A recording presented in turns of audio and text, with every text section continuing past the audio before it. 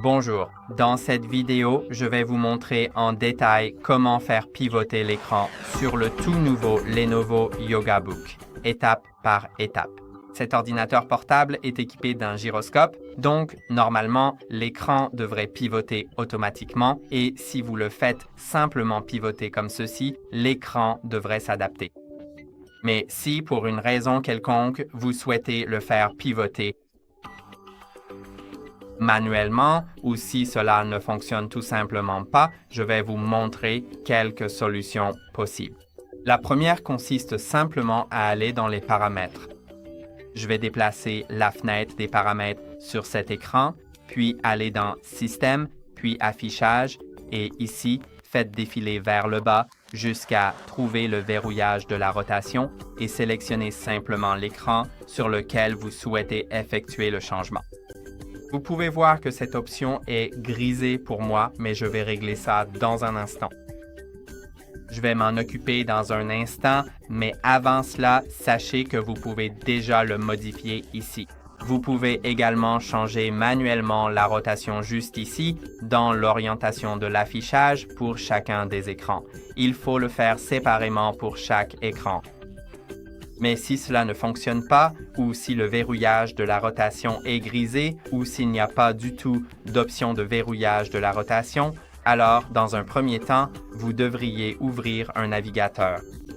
Et dans le navigateur, nous allons rechercher le modèle de notre ordinateur portable. Alors, trouvons le modèle à l'arrière de l'ordinateur portable. Cela devrait être écrit quelque part ici. Dans mon cas, il s'agit du YogaBook 913i RU8. Donc, sur la première ligne, il est simplement indiqué « Nom de la fenêtre modale ». Il faudra donc saisir cela. Saisissez le bouton Lenovo, puis vos pilotes modaux et accédez au support Lenovo. Vous devriez maintenant trouver dans le support Lenovo, ce seront les périphériques de la carte mère et dans les périphériques de la carte mère, vous devriez d'abord trouver le capteur Intel.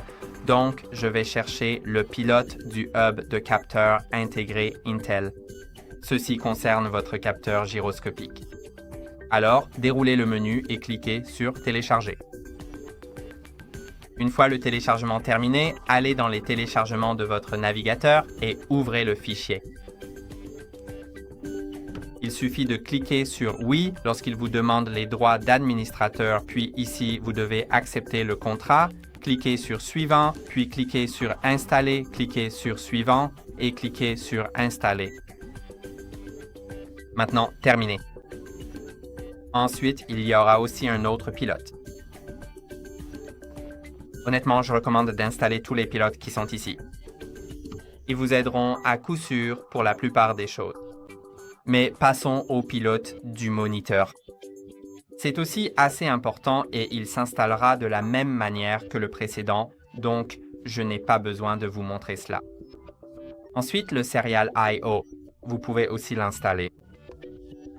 Le mieux, c'est de tous les installer. L'amélioration de l'affichage sera également très utile. Le dispatcher, je ne pense pas que ce soit nécessaire. Prenez simplement tout ce que vous pouvez. Le pilote de filtre d'événements HID sera aussi utile, le chipset et tout le reste, puis revenez en arrière et allez dans la section Affichage et graphique vidéo. Ici, vous devriez également télécharger ces deux pilotes qui sont présents ou si vous avez un modèle différent, le nombre de pilotes disponibles peut varier, donc assurez-vous de prendre ceux dont vous avez besoin, probablement tous. Dans la section souris et trackpad, je ne pense pas que vous ayez besoin de ceux-là, mais n'hésitez pas à les télécharger aussi. Ils pourront peut-être vous aider, mais dans un instant, je vais vous montrer autre chose.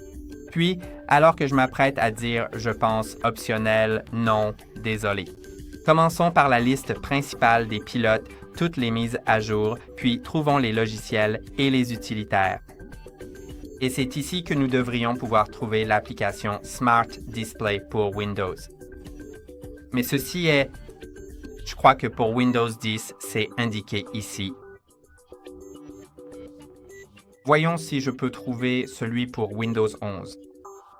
Je n'y arrive pas, mais il vous suffit au final d'obtenir l'application Smart Display. Et cette application affichera quelque chose comme ceci. Et ici, vous ne devriez probablement pas changer la disposition. Je ne recommanderais pas de changer la disposition, mais laissez-moi juste baisser un peu la luminosité. Si, après avoir fait pivoter votre écran, un seul moniteur pivote, par exemple, si je fais pivoter mon ordinateur portable et que seul le moniteur 1 pivote, alors cliquez sur ce bouton de rotation sur le moniteur 2 et cela devrait faire pivoter votre monite R2. Et c'est ça qui m'a aidé. Donc, à ce moment-là, j'avais les deux moniteurs en mode vertical et j'ai pu revenir automatiquement en mode horizontal. Et depuis, je peux simplement faire pivoter mon écran à tout moment. Si cela ne fonctionne toujours pas avec tous les pilotes, essayez d'en obtenir encore plus ou tout simplement. Ou alors, revenez simplement dans les paramètres et revérifiez les réglages avec l'affichage 1, le verrouillage de rotation, et l'affichage 2, le verrouillage de rotation. Ou même après tout ça, si quelque chose ne fonctionne toujours pas correctement, vous devriez retourner dans le... Laissez-moi juste baisser un peu la luminosité. Vous devriez retourner dans le panneau de configuration.